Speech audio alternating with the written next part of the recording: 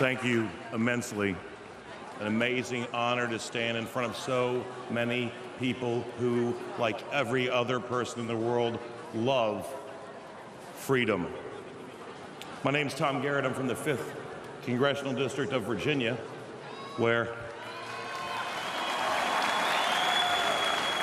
the first representative elected to serve in Congress was a man named James Madison, who drafted the Constitution of the United States, and where our third president, Thomas Jefferson, lived when he drafted the following words: "We hold these truths to be self-evident, that all men are created equal and endowed by their Creator with certain inalienable rights, and that among these are life, liberty, and the pursuit of happiness."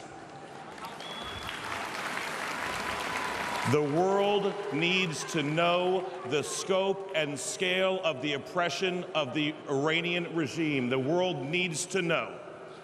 As an American, I tend to break things down into American terms, so if you take the 120,000 people murdered by this regime and you convert for the population difference between the United States, it would be the equivalent of all the Americans who died in the entire Second World War. That was perpetrated by a nation on its own people. Many times as many were imprisoned, many times again more exiled. From an American perspective, that's as many Americans as who died in the Second World War. That's a prison population, not in prison for crimes of theft or violence, but for crimes of thought and conscience. I don't remember very well the events of 1988, but I do remember watching in 2009, first with respect and awe and admiration, and then with shame and horror and disgust, as people rose up and demanded freedom, and the world community and the American government did nothing. And I will not stand for that. At the very least, I will raise my voice and stand united with the people who insist on a free Iran.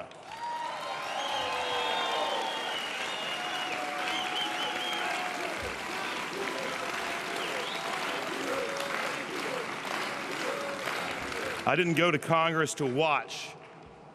You didn't come here to watch. I came to change business as usual. You came to change business as usual. Let us put our friends and our enemies on notice alike. We are many, and we will prevail.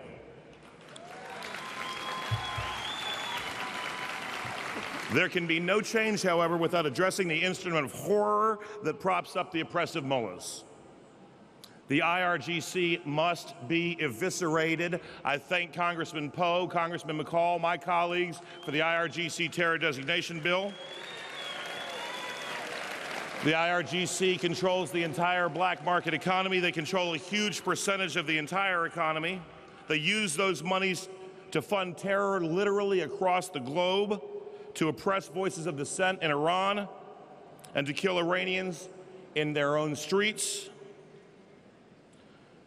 So I will say this, not specifically to the people of Iran gathered here today, but to the leaders from around the world. It is time for us to ask the world community if they would rather do business with the United States or with the IRGC.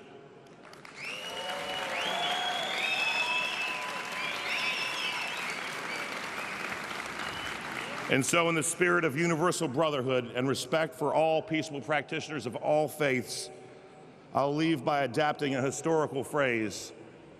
It is my sincerest hope that I see each and every one of you again next year in Tehran.